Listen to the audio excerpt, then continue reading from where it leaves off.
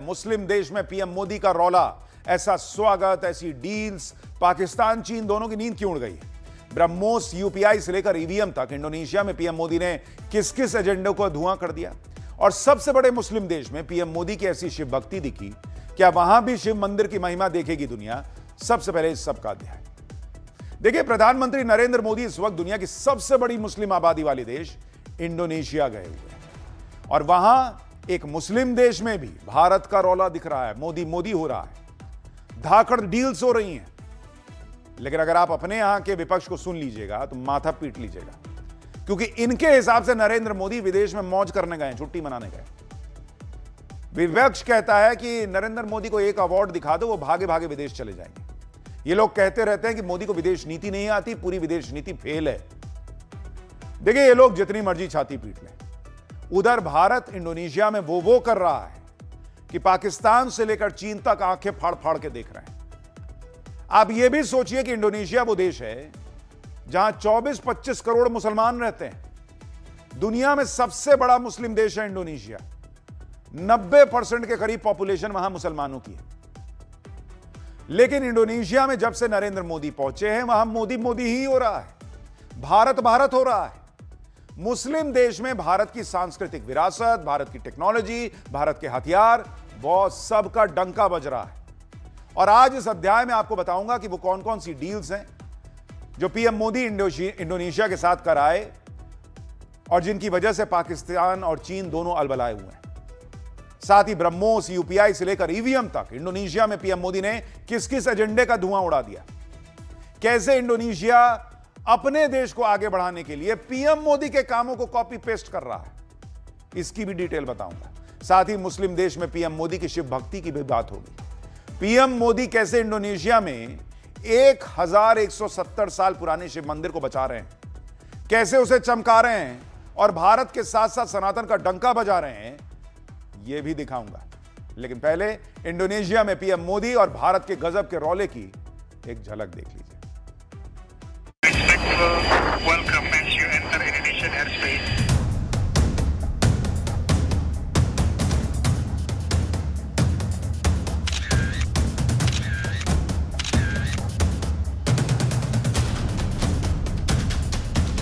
भारत दुनिया का वो देश है जो विस्तारवाद नहीं, विकासवाद की नीति पर चलता है।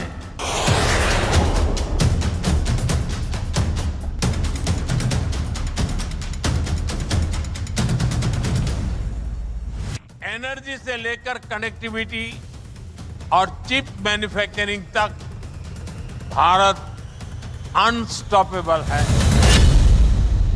भारत अनस्टॉपेबल है।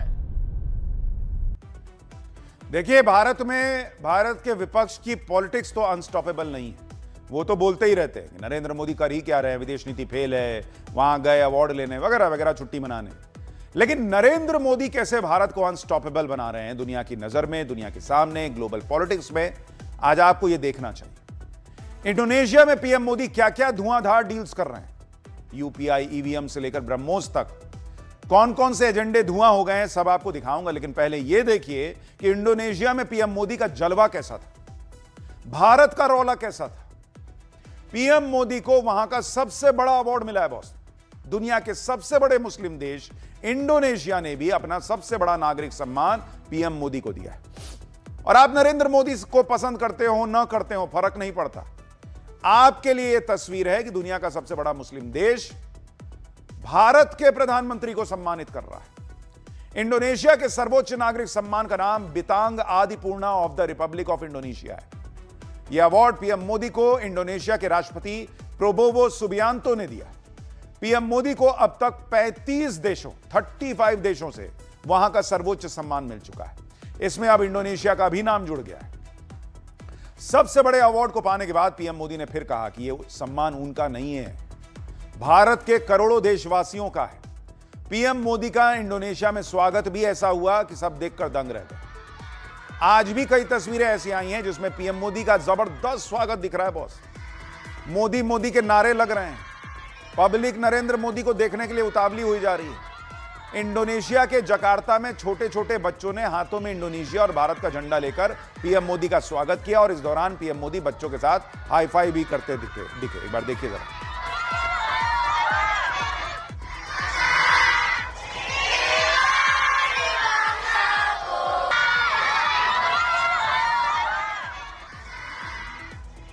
पीएम मोदी ने इंडोनेशिया में वहां की संसद को संबोधित भी किया, वहां इंडियन कम्युनिटी को संबोधित किया। इंडोनेशिया ऐसा देश है जहां से भारत के आज के नहीं हजारों साल पुराने संबंध हैं। देखिए, इंडोनेशिया भले ही मुस्लिम देश है, लेकिन इंडोनेशिया के लोग आज भी कहते हैं कि भारत इंडोनेशिया का डीएनए एक ही है और यह डीएनए म्यूचुअल ट्रस्ट से बना है।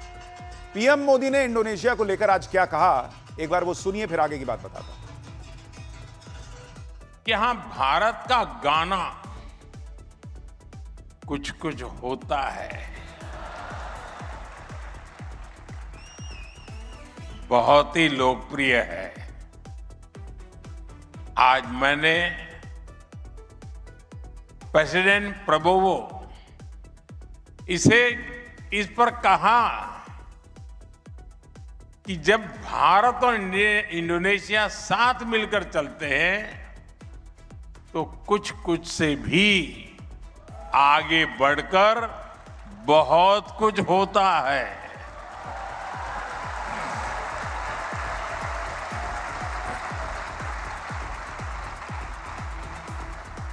साथियों,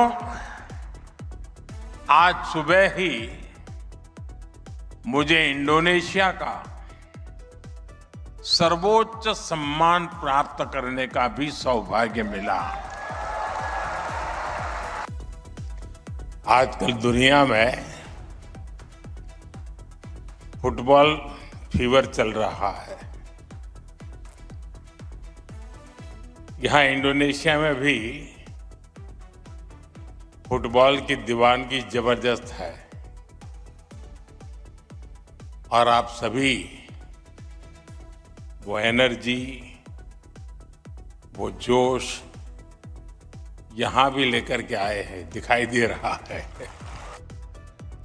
नरेंद्र मोदी का यह अपना तरीका है, वो कुछ पर्सनल टच जो है वो लेकर आते हैं, बिल्कुल सामान्य तरीके से लोगों से बातचीत करते हैं ताकि लोग कनेक्ट महसूस करें। अब जैसे वो कुछ कुछ होता है गाने के जरिए जोड़ दिया कि भाई भारत और इंडोनेशिया साथ आते हैं, तो कुछ कुछ होता से है आगे की भी बात होती है। फुटबॉल की बात कर रहे हैं, यानी पीएम मोदी लाइटर मूड में भी बात करते हुए फिल्मी गानों, फुटबॉल के जरिए अपनी बात पहुंचा रहे हैं। अब मोदी रिलैक्स दिख रहे हैं, लेकिन चीन पाकिस्तान के होश कैसे उड़े, यह आज आपको सुनना चाहिए। लेकिन जरा यह भी देख लीजिए कि इंडोनेशिया में पीएम मोदी ने कैसे हर उस एजेंडे को भी धुआं किया जो एजेंडा यहां भारत में इंडी गठबंधन वाले चलाते हैं। ये लोग कहते हैं कि पीएम मोदी तो विदेश में छुट्टी मनाने जाते हैं, विदेश नीति तो फेल है। लेकिन आप देखिए कि इंडोनेशिया जैसा देश कह रहा है कि वो पीएम मोदी से सीख रहे हैं। अब यहां बहुत सारे लोगों को यह बात हजम नहीं होगी। यह कोई स्क्रिप्ट नहीं है जो आप लिख के दे दें और सामने वाले देश का जो है प्रमुख कह देगा कि हां हां हम आपसे सीख रहे हैं। लेकिन इंडोनेशिया के लोग कह रहे हैं, वहां के प्रमुख कह रहे हैं कि हम पीएम मोदी से सीख रहे हैं, पीएम मोदी के कामों को, उनकी योजनाओं को कॉपी करते हैं, अपने देश में लागू करते हैं, जिससे इंडोनेशिया भारत की तरह तेज रफ्तार से ग्रो कर सके।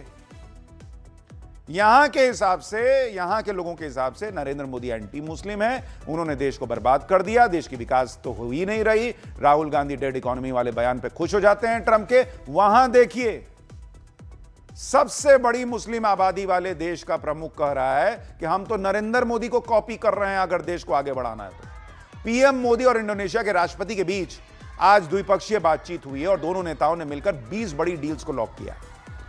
इन डील्स में भारत के यूपीआई, ईवीएम, आईआईएम सब शामिल हैं।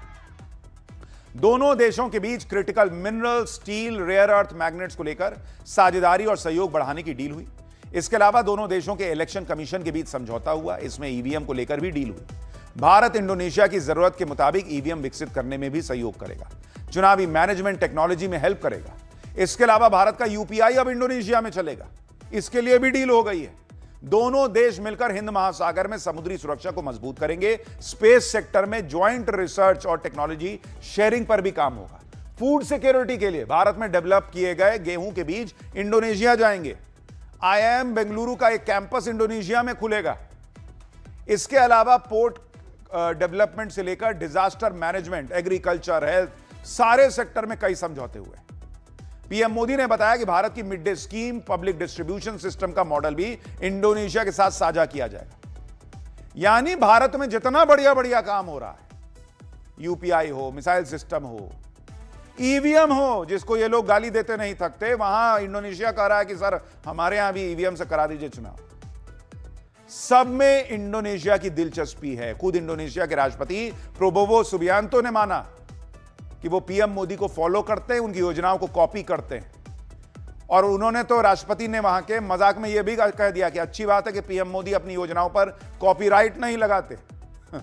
सुनिए जरा वो क्या कह रहे हैं। I follow your career and I copy many of your programs. I don't mind admitting, because if it succeeds for hundreds of million people with the same background as Indonesia, the same problems, we are nearly the same. We have the same problems of big population, we are agriculture in background, we face many natural disasters, and yet India has achieved many progress. So I openly admit that I follow your career and I copy a lot of your programs, and it's proving to be successful for us. So thank you very much, Mr. Modi. I'm very happy there's no copyright to all your programs.